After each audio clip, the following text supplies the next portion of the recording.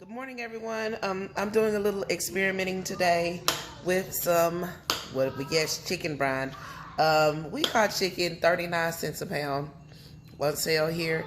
And so, like, I got so much chicken. We got a lot of chicken.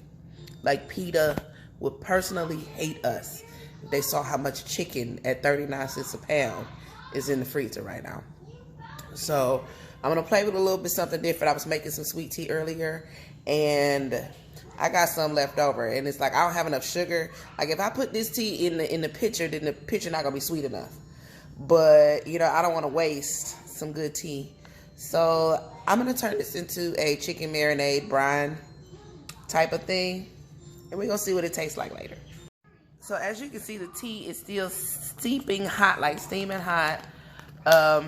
I'm going to throw in, of course, a couple of bay leaves. I've got some orange peel. I'm gonna throw that in there. And then I've got some of this leftover barbecue spice. And it's got brown sugar and the herbs that we like for barbecuing.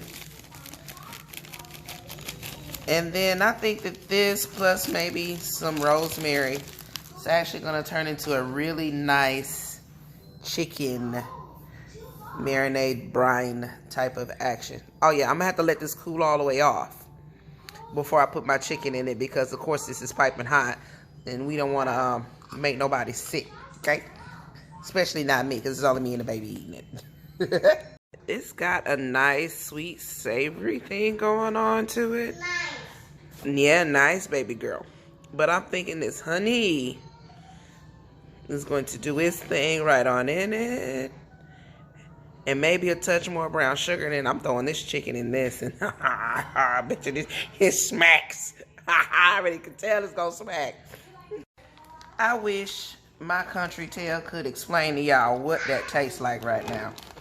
But after honey, some brown sugar, thyme, my garlic spice. Barbecue spice. Sweet tea, bay leaves. Y'all saw what went in there. Maybe y'all didn't. But this tastes before the chicken went in it. Like it had like you can get your onion and your garlic. It's still that sweet tea underneath. And I'm gonna let this marinade, I don't know, a couple of hours, maybe overnight. Let that flavor really get into it. And we shall see what we get out of this herb sweet tea. I'm not gonna call this a brine. We're gonna call this a marinade because this really doesn't have enough salt content in it. I don't remember how much salt was in the barbecue spice. Probably not heavily salted. And I used garlic salt in there. So it does have a salty base. But I think that this is more of a marinade than a brine. I don't know. Call it what you want. It's made out of sweet tea.